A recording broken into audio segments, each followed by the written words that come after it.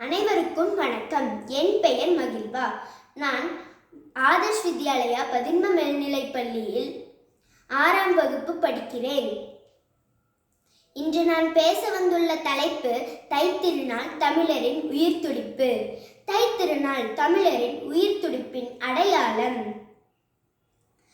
இது உழவர்களின் உழைப்பிற்கும் இயற்கைக்கும் கால்நடைகளுக்கும்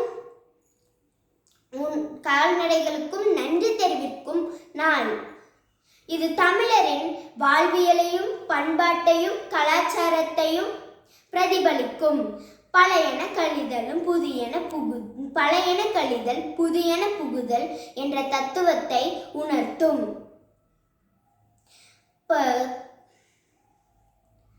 தலைமுறை தாண்டி தொடரும் தமிழரின் பெருவிழா. தைத்திருநாள் பல்வேறு சிறப்பு அம்சங்களை உள்ளடக்கியது. அவற்றில் முதலாவதாக உழவர் திருநாள். உழைப்பின் மேன்மையையும் உழவு தொழிலின் சிறப்பையும் உணர்த்தும் நாள். இரண்டாவதாக இயற்கையோடு இணைந்த நாள்.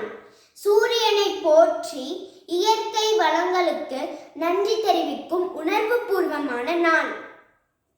மூன்றாவதாக பண்பாட்டு பெருவிழா.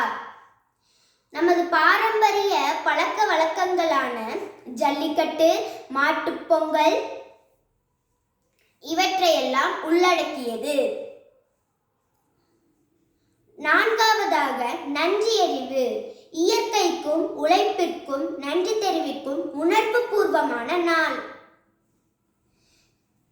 இவ்வாறெல்லாம் தமிழர்கள் தைத்திருநாளை கொண்டாடுகிறார்கள்.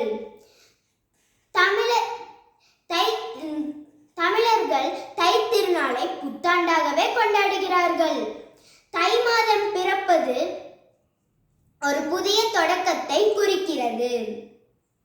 இயற்கை, நன்றியறிவு, பண்பாடு, உழைப்பு ஆகியவற்றை போற்றும் நாளே தைத்திருநாள்.